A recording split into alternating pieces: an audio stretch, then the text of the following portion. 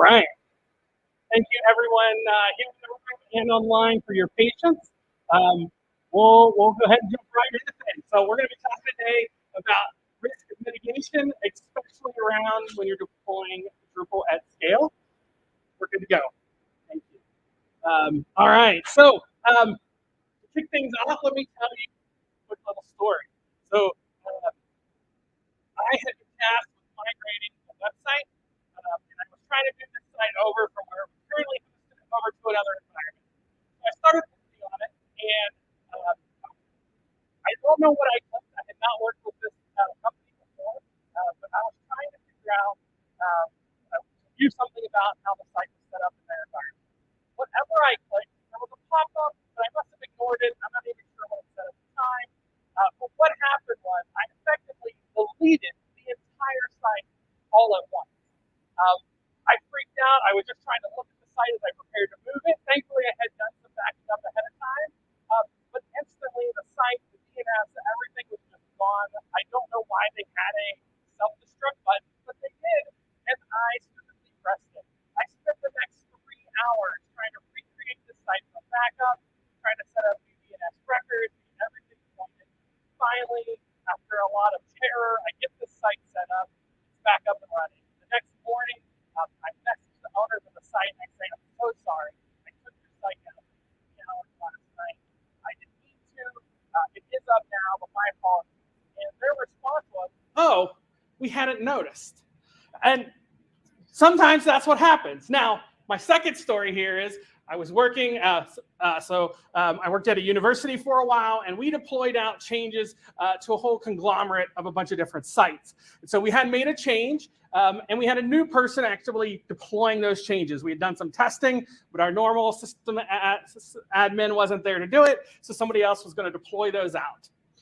They started deploying them, and as they were deploying, they were being rolled out in the script. I noticed within a minute of them being deployed, they were breaking. These sites were breaking from a change or maybe the new process. So I freaked out and I immediately messaged the person. I said, we got to do a rollback. We had to wait for those scripts to end. That took about 10 minutes. And then we rolled them back.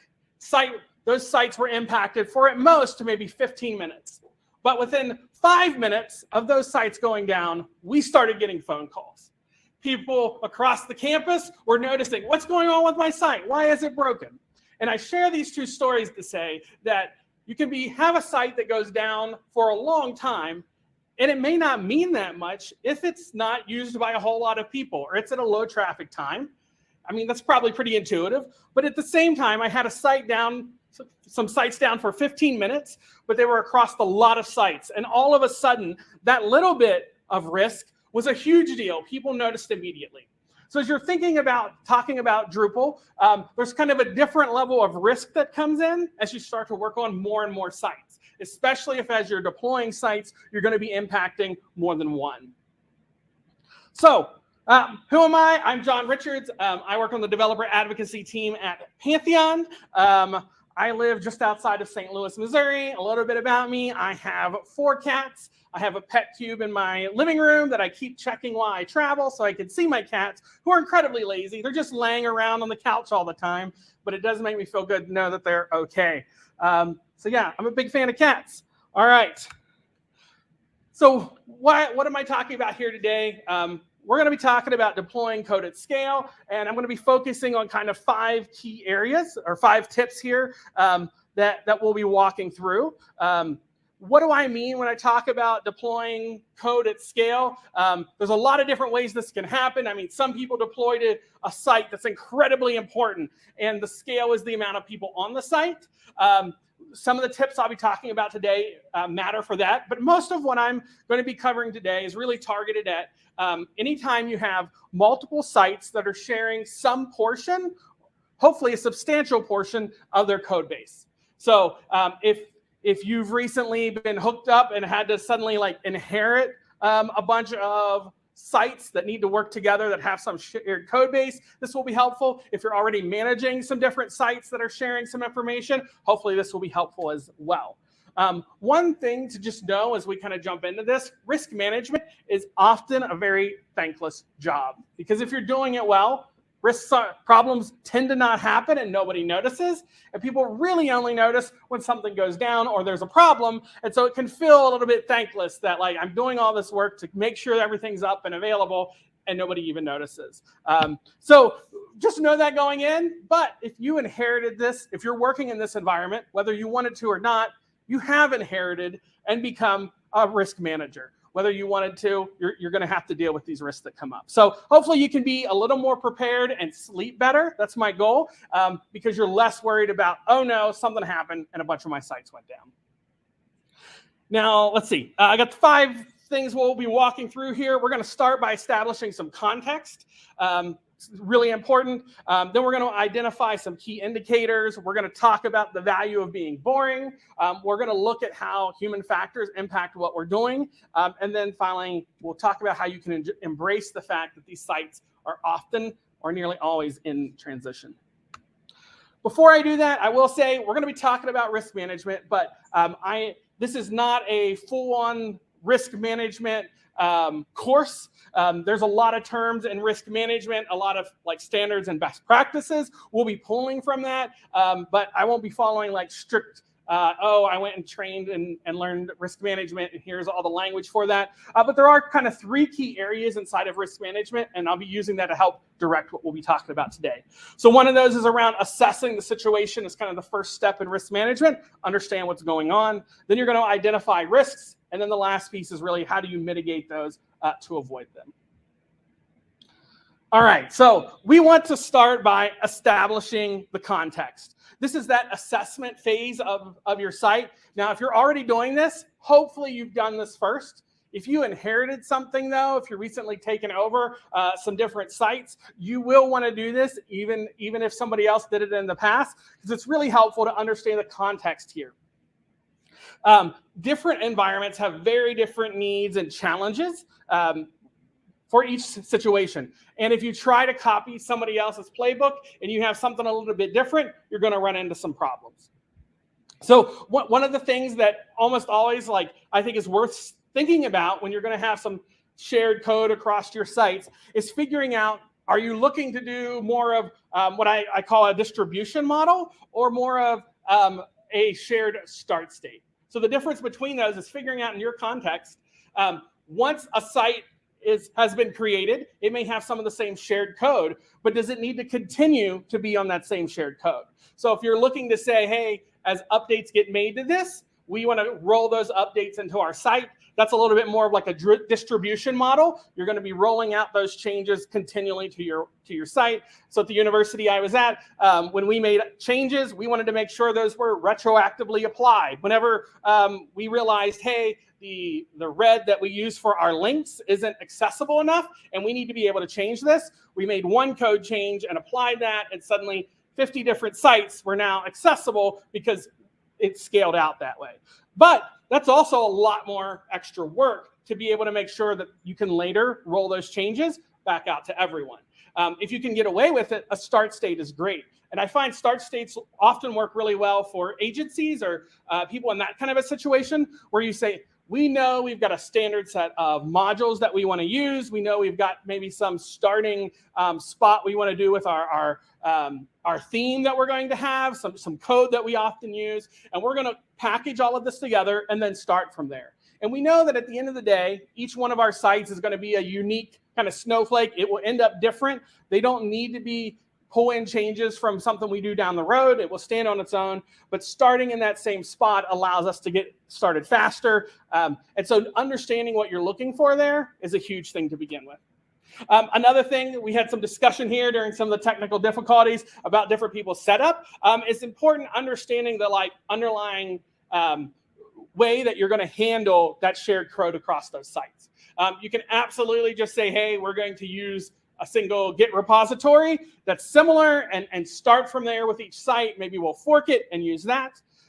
Nowadays with Composer, you can even just say, hey, we're going to have custom Composer modules. We'll use packages to create our own Composer, Composer packages that can then be modules.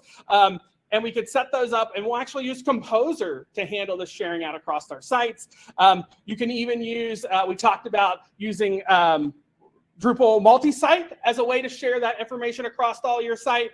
You can also use Git upstreams, where you have multiple layers of your Git code and you kind of pull in code changes through that. But understanding like why you're making the choice is the important thing. One solution may not work well in other cases. So assessing what you're looking for, what you're going to be doing, ask some questions about that. Figure out how often people will be updating, whether or not your users down the chain will have access. Are they just going to be using the Drupal admin to make changes, or do they need code access? That will help decide which one of these methods you're going to use.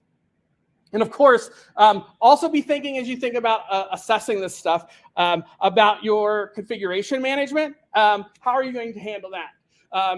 So some places have very similar things. So you can try and use config split to separate some things. You can use forcing your shared configuration across all of your different sites. I've talked to people who are using hooks after they make changes, and then hooks run and pull the configuration in afterwards if it's going to be needed. You can use some shared site IDs to make it easier to import that code as you go along. But configuration is a big piece of these different sites if you're at scale, or it can be. So knowing how you're going to tackle that, you're going to want to be asking those questions, figure out what that is. And then lastly, I would say, especially if it's an inherited thing, it's okay to scavenge the parts that work and start over. Sometimes that will make your life better than trying to just use what's already there if it didn't match the context of where you're at. So part of this assessment is to say, hey, if it's already a good fix, don't change it, work within that context. But if not, then maybe you need to scrap it, learn from the others, but then go with what naturally fits versus trying to fight the system for the rest of the time you're working there. All right, so we've talked a little bit about assessing. We're going to now move into the second piece where we're going to be identifying indicators, things that can happen along the way. And so with this, tell another story here, story time again. And so you may have heard of the term, a canary in the coal mine. If you have not, this term came about because it is very dangerous to work inside of a coal mine. And sometimes while they were working, carbon monoxide would be released inside of these mines. They wouldn't realize it because it's basically odorless and colorless. And so these miners would be working hard and they could become poisoned by this, pass out and die inside the mines. Well, they were trying to find a way to detect this. Back in the day, they did not have a mechanical way to do this. And so what they found is that canaries, being birds, they use twice as much oxygen per body weight as a human does. And so they are much more sensitive to poisonous gases. And so what happened is they had these small cages. They would send miners down to go work, and they would bring down canaries with them into the mines. If they accidentally had opened up an area that had this noxious carbon monoxide in it, was released, while they were working, suddenly the canary would stop singing and it would fall over off of its perch. And they would know that there was some toxin in the air and they would be able to get out. Now, good news is almost always the canary survived. It did not kill the canary, but it was thankfully usually not fatal.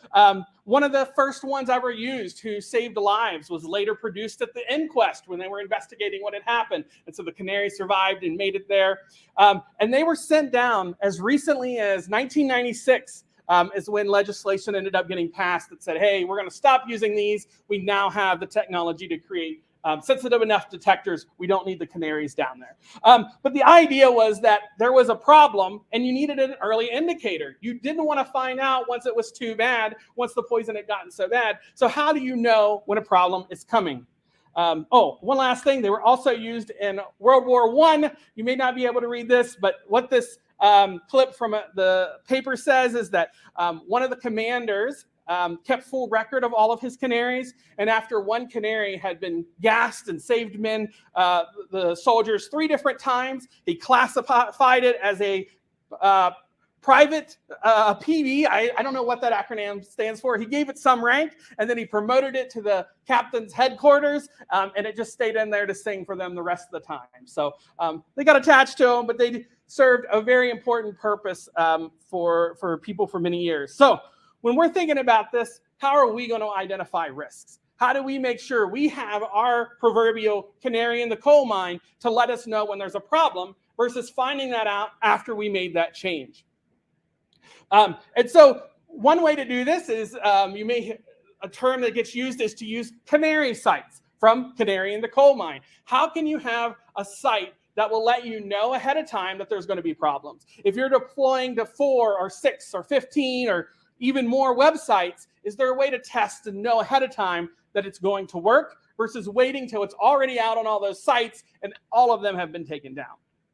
So there's some different ways to do this. One is to have a fully automated like dummy site. This is probably the the best way to do this if you can. Fully replicated from one of your main sites that functions there, and before any deploy can ever make it out into your production environment, that deploy first gets pushed out to this automated kind of clone, and you're able to look at that, and then when you check it and know it works, it lets you know ahead of time we can go live. And if it breaks, like the Canary, it lets you know, don't push this out to production. This automated spot, it replicates it. Now, sometimes another way to do this is to say, hey, instead, maybe I don't quite have an automated way of doing that, but at least before I deploy, I'm going to pick my top X. You decide what that number is, maybe top 2 web trafficked websites, or sites that are very different. And I'm going to test on those first. So instead of saying, let's mass deploy this out to 50 sites, I deploy out to one site. I check that site, verify it works, and then I'm going to run this script across all the rest so it can function as an indicator that, hey, maybe there's some challenges. And then it's also nice if you can just have other environments beyond just production. One of the things we set up was a test environment. We rolled out our changes monthly. And so what we had set up was like on the 15th of the month is whenever we deployed changes out to production. But on the 1st of the month, you could go to the test environment and see those changes deployed there first. That was giving some of the onus back onto our users to say, you need to test this for yourselves. You might look at a few of them. We did find that most people didn't actually use it. So the downside of that is like you need to have people engaged who are looking at those. It doesn't help to have a Canary if nobody's paying attention to it. So when it falls over, everybody stays there and runs into a problem. Another thing is you can think about what can be these canaries. So we talked about maybe a site, but you can also, as you're looking at new features that you might roll out to a group of people, if you can, cultivate some relationships with the people you're working with who will be doing this, and see if you can find people who would make good fits as early adopters. Is there a way to deploy out something on a branch for a new feature to one specific group inside of whatever your deployment group is, and say, hey, can you run with this for a month? And then we'll see how it works. Give us some feedback, and then we can look at deploying it to everyone versus rolling that out, finding out it doesn't work, and you get a whole bunch of complaints. If you've got some people in your corner who are like, I'm happy to try that. I'm okay if there's some bumps in the road. It can really help you have these smoother rollouts. But yeah, be thinking about where those identifiers can exist to identify, to let you know early on where these problems are. And then I'll just caution you, like if you aren't actively trying to identify these risks and what they can be, time will identify them for you. And just that, what I mean by that is like you wait long enough, something's going to break. And so most of the safeguards I had in place was because of this rule. Something would break, and now I'm like, oh, now I need to go put something in place to make sure I know so that doesn't happen in the future. And so just be aware, like learn from those mistakes, really. It's going to happen sometimes. How can you, once something breaks, make sure it doesn't happen again by putting a safeguard in place? And one moment here, I'm just going to double check. I haven't looked at the, oh, well, I should have checked much earlier. I see here the audio is a little weak. I don't know if I could do too much about that here. My apologies. Okay, say it's a little better now. I'll try to stay closer to let that do that. Let's see. Got a question here around modules for use in step 2. Sorry, let me come back here.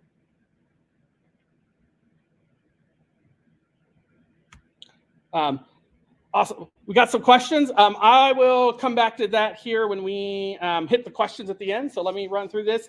Feel free to post those here, and then I'll open it up for here as well. So thank you, Wes. But a question around modules for helping make sure you're detecting early challenges. Oh. All right. So the other thing here I want to mention is about being boring. And so this falls also in this area of how do we identify things? And this is really around how do you make sure that you are automating risks away. Being boring is normally a bad thing, but you want to save your boring or your exciting things for whenever you're designing a new site, when you're building out a really flashy new feature. What you don't want to be flashy and exciting is your deployments. Those should be boring and they should be the same every time. So don't worry about all of the pieces. Make sure that it's consistent so everybody knows how it works. And the best way to start is have something very consistent and then start to back in and say, what can we automate out of this? The best way to make sure people follow processes is don't give them an alternative. Developers forget things. I know I do. And also when pressure comes in and I suddenly think, you know what? It might be nice this time to skip process and I'll just push this fix straight to production because somebody's staring at me and saying, why did this change go out? And there's a misspelling. And then I try to make the change directly. And all of a sudden I take down the whole site. There's a reason you lock in the processes and say, no, it's not possible to do that to make sure every time they're followed. So the best way to do that is automate them. But if not, document everything and say we're consistently deploying things in a specific way.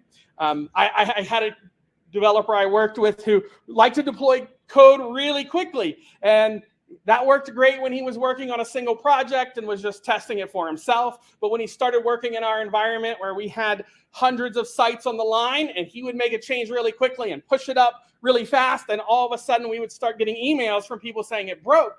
We suddenly had to add in new processes that said, hey, you can't deploy code up to this branch until it's been reviewed by quality assurance first. So those are the kind of steps you're going to want to have to make sure you're keeping all of the people on the recipient end safe and understanding that like the things that you can do on one site don't always scale up when you're working on a lot of sites. Another thing here to be thinking about, you're going to want to assume that things are going to break regardless. Like even with the best plans, there can be challenges and things that happen. So what are your backup plans for this? And of course, I say that and I know that like, hey, backups are a key piece of this. So yes, have backups, but in reality, there's also the like plans for things that aren't just backup related. What do you do when you're missing staffing? I've run into challenges where key personnel who were part of our deployment pipe chain weren't there, and then things broke, and we suddenly didn't have anybody able to fix them. Do you have a way to roll things back? And it's important that you've tested these. You can have all the plans you want, but if you've not tested them until you need them, and then all of a sudden it doesn't work, it won't matter. I recently was traveling, and I suddenly had my battery went out on me, and I realized, hey, I switched who my roadside assistance was, but I had never tried it out yet. And all of a sudden I'm freaking out and trying to figure out how it works because I hadn't actually tested my backup plan. So make sure you've tested your backup plans first rather than waiting till afterwards. So keep all that boring. All right, step 4 is talking about the human factor. It's really important. It's easy as we think about all this automation, as we think about deployment. We've got pipelines. We've got all these tools that we're using. But at the end of the day, both the people doing these things and the people asking for things, using those sites, are all humans. I was out with some friends, and we were on a trip. We were going out to the Ozarks out in Missouri to go on a float trip. But we were running behind, so we had to stop and spend the night somewhere while we were out there. And we found this very seedy looking motel with this like abandoned shack in the front, but it was open. And so we ended up grabbing a room and we went inside. And this is back before like GPS. I didn't know where I was, and we were really hungry and we hadn't found a place to eat. So it's getting late, and I look out the window of our room and I see this guy standing outside at the neighboring door. He's drinking a beer. There's like this lone light bulb dangling. And I'm like, I'm just going to ask this guy if he knows where I can get food. So I walk outside, I walk up to this guy, and I say, excuse me, I'm trying to find some food. Do you know where like a restaurant or something is? He's like, there's nothing around here for 50 miles. But you know what? And he points to that disgusting looking abandoned shack in the middle of the thing. He's like, I own a restaurant right there, and I could cook you some food up right now. And why am I telling you this? Well, humans, when we want something, we sometimes make poor decisions. And I was very hungry, and I said, yes, I will go with you into this strange building and see if we could get food. And my friends are saying, don't do it. But they didn't stop me, so I follow him in. This place is pitch black. Now, once I got inside, I did see some chairs and tables, so at some point it was a restaurant. And we walk back into the back room, and he pulls out a knife, and then he stops, and he says, you know, you're a pretty cool guy. I'd like my friend to meet you. Let me call him. So he calls another guy up. My friends are sitting in the room, and they see another. I'm in there for like an hour. Another car pulls up, and another person comes in. They've written me off for dead. But, you know, an hour and a half later, I leave with 3 plates piled full of sausage and bacon and scrambled eggs. And in my mind, I made the right choice. But I was driven by food. I don't know if it was the right choice to go and hang out with strangers. And in their mind, they let me go. They assumed I was dead. But I made it back and survived. And so all of that ridiculous story is to tell you, humans aren't the best at judging things when they want something. And so be aware of this. We're often blinded by it. And when you're working on a lot of sites, you may get requests. We would often get requests that were like, you know what? We need a way to do X, and it's only going to be for us. But if your code is being shared across 20 different sites, then all of a sudden that impacts all those other 19 people as well. And sometimes you're going to have to say, no, and here's why. Or here's the solution everyone else is using. And even though I know you think you need this, here's why we won't, because it impacts everyone. So take those factors into account when you're trying to assess things. I know I love to feel like I helped somebody, so I want to tell everyone, yes, we can do your thing. But if you keep doing that and keep doing it, your sites that you're deploying to will suddenly end up in a horrible, twisted mess. And another piece, just because you get away with something once doesn't mean it was the right choice. I got away with getting delicious food, but I don't know that now looking back, I would recommend that I go with strangers into strange buildings and meet their friends. But who knows? So realize that like, hey, sometimes you can learn from things and say, you know what? We made it through that time, but we're not going to make this risk again. That was too close for comfort. The other thing is, like, realize that the people on the receiving end of this aren't robots. If you can, build a relationship with the people who are going to be getting changes from you. Change management goes a long way. Can you let them know ahead of time that you're rolling out the new version of Drupal? Or maybe you're going to try a new way for how people work on their page, or what permissions people might have. If you can have a communication set up so people know what to expect, it will feel much more like a professional product, like a professional experience when they hear about that. Because at the end of the day, this is all relationships, and communication is so important. And so, you know, just talk to people, get to know them. All right, I think because we started late, we're actually getting close to time, so I apologize. I'm going to rush through this last one here real quick, and then we'll jump into some Q&A and wrap things up. Last thing I want to encourage people, embrace transition. When I started out working on sites at scale, I remember we talked and we said, we'll consider this a success if we can get 10 adopters across the university. By the time we were done, we had thousands of adopters across the university, but the thing was, our solution for those first 10 didn't work. And we had a lot of pain along the way of migrations to get to a solution that worked better at scale. And so realize that you have to start somewhere. And if you try to eat the whole elephant at the beginning, it's not going to work out. So find a way to start and say, we're going to do something, let's make it work, and we can iterate on this. Otherwise, you may get stuck in that continual, we're going to figure all of this out at once and never get anywhere. All right, yes.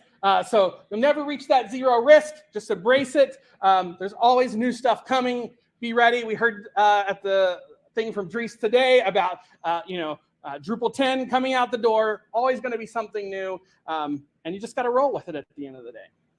All right. So that was some different ways we can mitigate risk as we're doing this, and hopefully that can allow you to sleep a little better at night.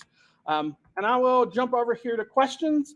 Let me come back over here to our group. Thanks again for everybody joining. Let's see, we've got a question in here about any modules that are helpful in step 2. And so step 2 was really talking about this is probably a bad experience flashing through those so quickly. Talking about how do you identify indicators early on. Most of my experience has tended to be much more in the pipelines and the flow there, but I am curious, anybody here in the room who uses any modules to help you with identifying risk as you're deploying Drupal changes out? Or in the chat as well.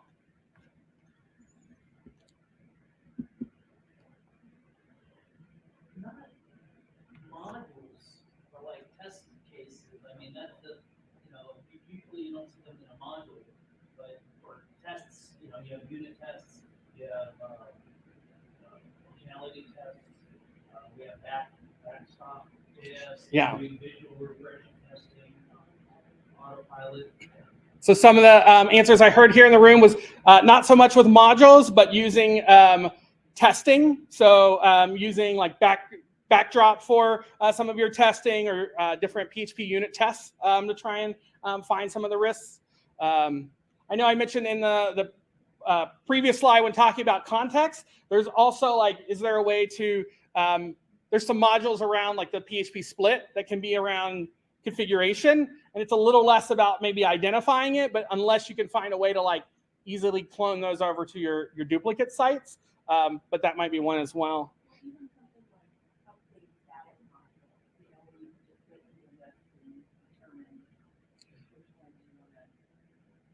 Yeah.